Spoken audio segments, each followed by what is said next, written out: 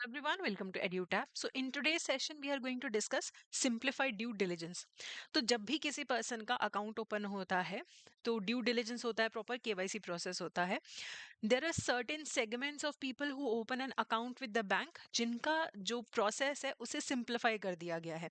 जैसे हम self help groups की बात करें तो अगर एक सेल्फ हेल्प ग्रुप को सिर्फ सेविंग्स अकाउंट ओपन करना है तो उनके सिर्फ ऑफिस बेयरर्स का अगर कस्टमर ड्यू डिलिजेंस हो जाए तो दैट इज इनफ. तो अगर एक सेल्फ हेल्प ग्रुप में 15 लोग हैं, 2 ऑफिस बेयरर्स हैं, तो सिर्फ उनका ही अगर केवाईसी हो जाए, सीडीडी हो जाए तो भी चलेगा. लेकिन अगर उस सेल्फ हेल्प ग्रुप को अपना क्रेडिट लिंकिंग करवाना है तब फिर सारे के सारे जो सेल्फ हेल्प ग्रुप के मेंबर्स होंगे उनका कस्टमर ड्यू डिलिजेंस होगा. दूसरा है अकाउंट्स ऑफ फॉरेन स्टूडेंट्स. तो जो भी फॉरेन स्टूडेंट्स इंडिया में पढ़ने आते हैं वो अपना एनआरओ अकाउंट ओपन कर सकते हैं. तो initially they might not have a local address, तो अपना पासपोर्ट जिसमें वीजा और इमिग्रेशन का इंफॉर्मेशन होगा, अपना होम कंट्री का एड्रेस, फोटोग्राफ और जो उनका लेटर है, ऑफर लेटर है, वो उन्हें प्रेजेंट करना है और उनका बैंक अकाउंट ओपन हो जाएगा.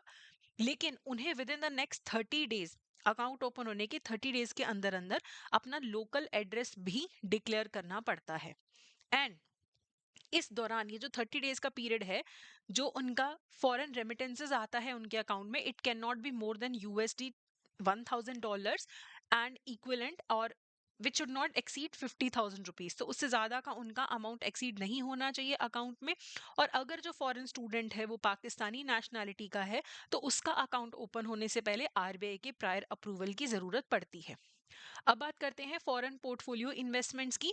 तो जो फॉरेन पोर्टफोलियो इन्वेस्टमेंट्स होती हैं इंडिया में, उनको लेके कुछ कंडीशंस हैं.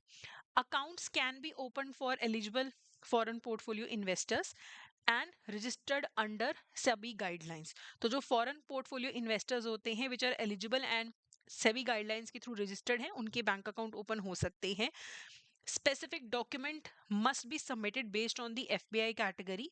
लेकिन कुछ सर्टेन कैटेगरीज के पोर्टफोलियो इन्वेस्टर्स हैं जिन्हें एग्जाम्पशन मिलती है. बैंक को ये इंश्योर करना है कि जब भी वो एक फॉरेन पोर्टफोलियो इन्वेस्टर का अकाउंट ओपन करेंगे तो इनकम टैक्स की रूल्स के साथ कंप्लायंस होना चाहिए अंडर द एफएटीसीए, जो कि यूएस का एक एक्ट है, foreign account tax compliance act. और कॉमन रिपोर्टिंग स्टैंडर्ड जो ओईसीडी के हैं उनके साथ कंप्लायंस होना चाहिए जब एफपीआई का अकाउंट ओपन होगा.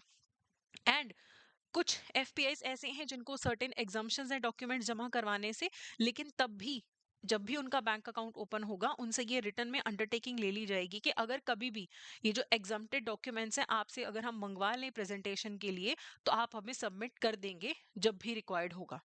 तो इनके लिए भी थोड़ा सा सिंप्लीफाई कर दिया गया है. फिर स्मॉल अकाउंट्स ऐसे लोगों के लिए जिनके पास कोई भी ओवीडी नहीं है, ना आधार कार्ड है, ना उनके पास कोई एनपीआर कार्ड है, नेशनल पॉपुलेशन रजिस्टर वाला, ना कोई इलेक्शन का वोटर आईडी है, कुछ भी नहीं है, तो भी उनका अकाउंट ओपन हो सकता है फॉर 12 मंथ्स. तो वो अपना सेल्फ डिक्लेरेशन दे देगा, सेल्फ अटेस्ट कर देगा, अपना एड्रेस दे देगा और साइन करेगा in the presence of a designated bank branch official.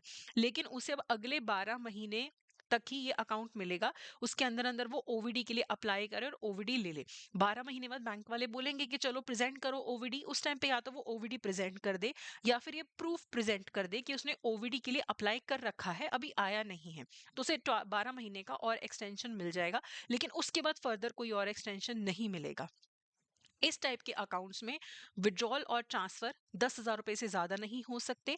Total credits 1 lakh से ज्यादा के नहीं हो सकते सारे मिला के. और बैलेंस कभी भी 50,000 से ज्यादा नहीं होना चाहिए उस एक साल में. और ऐसे अकाउंट में कोई भी फॉरेन रेमिटेंसेस जो हैं वो अलाउड नहीं है. ठीक है. तो ये हमारा बेसिक कॉन्सेप्ट्स थे. तो before continuing with the questions I would like to inform you कि आप अगर प्रिपरेशन के लिए हेल्प चाहते हैं तो मई 2025 के लिए अगर आप एम कर रहे हैं तो हमारा जैब कैप का कंबाइंड मास्टर कोर्स है जिसमें जैब और कैप दोनों आपको मिलेंगे. 1.5 साल का इसका वैलिडिटी है. इसके अलावा हमारा मई 2025 के लिए बैच 2 लाइव क्रैश कोर्स का लॉन्च हो चुका है. इसका फायदा ये है कि फरवरी तक ये रैप अप हो जाएगा and then you can have your march जो कि बिजी होगा. उसके बाद अप्रैल मई में आप रिवीजन कर सकते हैं. तो ये भी आपके पास ऑप्शन है. बाकी आप मास्टर कोर्स में भी एनरोल कर सकते हैं. इन सारे कोर्सेज में आपको notes, MCQs, full length mock test सब कुछ मिलेगा. ठीक है, चलिए अब इसके रिगार्डिंग एमसीक्यू कर लेते हैं। As per the simplified due diligence requirements under the KYC guidelines which of the following is correct? For एसएचजीस customer due diligence is required for all members while opening a savings bank account? नहीं, सिर्फ office bearers का CDD करना होता है, तो ये गलत है। Foreign students can open NRO accounts without prior local address verification provided they declare the address with in 30 days। ये बिल्कुल सही है कि 30 days में लोकल एड्रेस डिक्लेयर कर दो। Small accounts have no restrictions on the total amount, total annual credits, तो total annual credits कितना अलाउड है? 1 लाख है, लिमिट है। CDD of all members is not mandatory for credit linking of self help groups, तो ये गलत है।